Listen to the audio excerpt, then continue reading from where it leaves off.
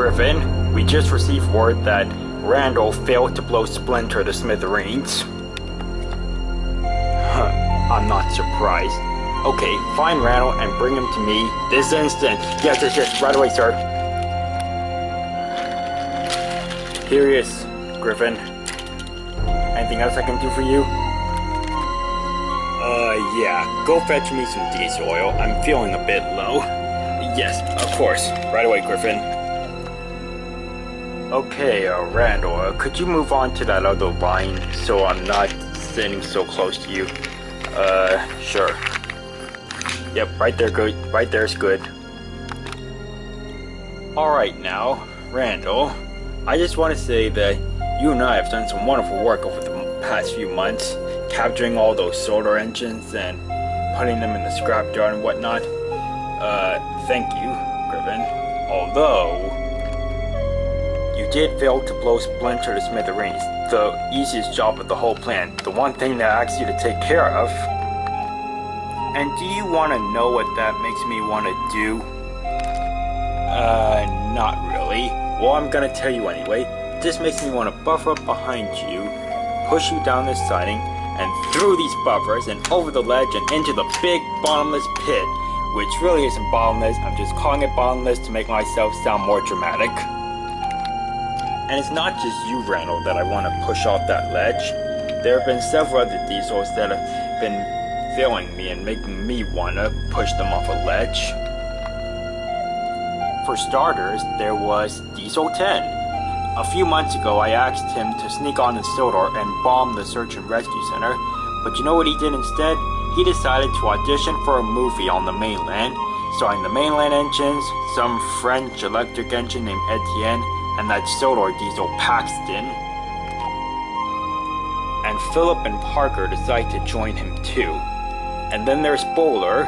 When he stayed behind the last time the diesels tried to take over Sildar, I thought he could stay hidden until we could take over the island again. But no, that stupid clown let those Sildar engines capture him and send him back to the other railway. And then there's Travis. I gave him the task of disguising himself and going on to the mainland and trying to get the Flying Scotsman scrapped. But he ended up getting stuck on a barge and lost out at sea, where he washed up on Sildar, and then he decided he was going to help Spancan rescue Derek from a collapsing bridge. And then he ended up getting himself hit by barrel cars and crushed by an avalanche. My dreams are never going to come true if you guys keep failing me. So, you need to do your jobs right and not fail. Have I made myself clear? Crystal, sir. Excellent. Now, go away. I want to be alone. And see what's taking William so long with my oil tanker. Here's that oil tanker you asked for. Oh! No.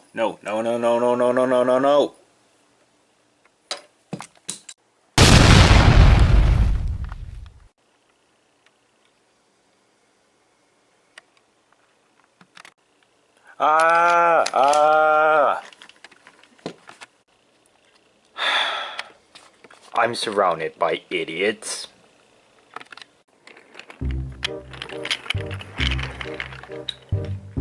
So Thomas, how can you let Mr. Randall escape? Yeah. Oh, that, well, I did it on purpose, I was testing him to see if he could escape.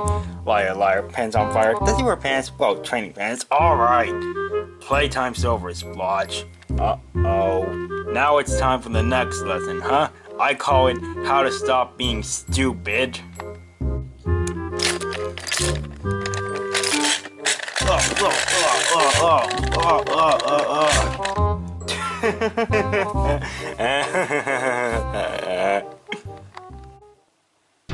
At the steamworks, Patriot, Billy, and Splinter were being repaired. So how exactly did this accident happen? Asked Victor. It's a long story, said Splinter. Say, Patriot, said Billy. Just before you crashed into me, I heard you say Randall. But you weren't around when Randall was last on the island. So how exactly did you know him? Have you known him before? Patriot took a deep breath and sighed. I think it's time you all got to learn a little bit more about Randall, said Patriot. You see, Randall was built as a military engine, just like me. Back in those days, there were just 4 of us military engines. The boss, me, Randall, and a blue tank engine named Andy. Back in those days, Randall was a good engine. But one day, that all changed. One day, a large load of supplies needed to be delivered to the base. This was a very special. Randall hoped he would be chosen to do it. But no, Andy was chosen to take the train. This made Randall very, very cross. He had been in service longer than Andy had in the military, and yet Andy had been chosen over him. Something inside Randall changed that day. He would no longer be the engine we once knew. Andy's journey to the base took him over a large bridge. The load was heavy and the hill was steep, so he had to stop to catch his breath. He didn't see Randall on the track below with a fuel tanker. Andy was just about to set off again when it happened. Randall shoved the fuel tanker off the rails and into the bridge supports. Randall backed away quickly as the bridge collapsed. The falling debris made the fuel tanker burst into flames, and the rest of the bridge quickly gave way. So what happened? Did he get away with it? Well, sort of, but not really. Okay, basically what happened was the guard from the train had managed to jump clear and land to safety. He found the boss and told him what had happened. But from that day forward, Randall disappeared and no one knew where he went. Wow, poor Andy, said Kevin. Yeah, you can say that again, said Splinter. The engines remained silent for the rest of the evening, until finally Billy's repairs were complete, and he left to go do his work. Billy's next job was to take some freight cars to the mainland.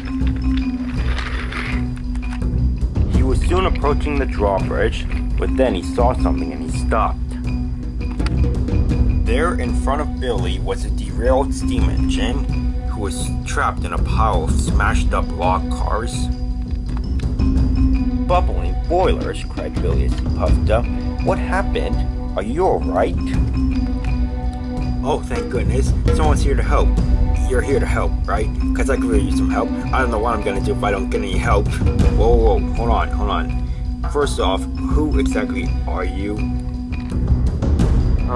Well, my name's Ricky, and well, I was supposed to be bringing parts from the mainland to repair your friends that are at the steamworks. But yeah, some diesels took the parts from me and they almost captured me, but I managed to get away from them. But then I came over that drawbridge and smashed into these log cars and came off the rails. Billy looked at the log cars. Those were the log cars Splinter was pulling before he was nearly blown to smithereens, he said. He did say that he shoved the cars away before he chased Randall. I don't know how they managed to get all the way over here, but oh well. Well, so you're saying that the diesels took the engine parts from you? Yeah? Oh, great. Can you please help me? The diesels are sure to be looking for me since they know that I escaped and that I'm probably gonna tell someone that they stole the parts. Well, I'll get some help after I deliver these cars to the mainland. You're not gonna need to go over that drawbridge, are you?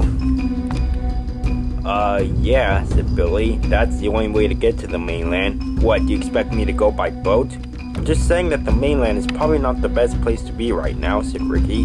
There's sure to be diesels on the rails, and they might capture you if you go over that drawbridge. Billy wasn't convinced, however, and he began to puff forward. No, stop, said Ricky. He let off steam. Don't you dare wish at me, said Billy. Just then the points changed in front of him.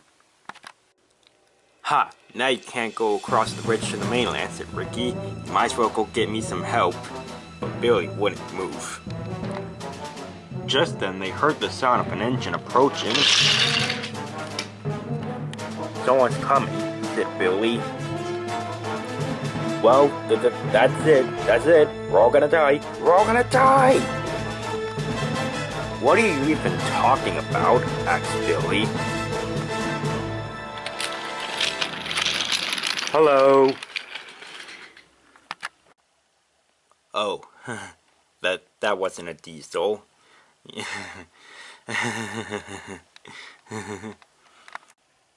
Billy rolled his eyes. Alright, look, Ricky, he said. I'm at least gonna go over the drawbridge and push my train into this siding right here. Then I will go get help. Is that alright? Alright, sure, said Ricky. Just make it quick, okay? It will only take a minute, said Billy. If not 2 minutes. And he puffed over the drawbridge. Billy shunted his freight cars into a siding so that another engine could collect them later.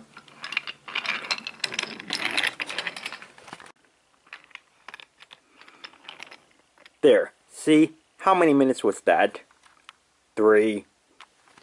Billy soon returned with Harvey, and Ricky was put back on the tracks.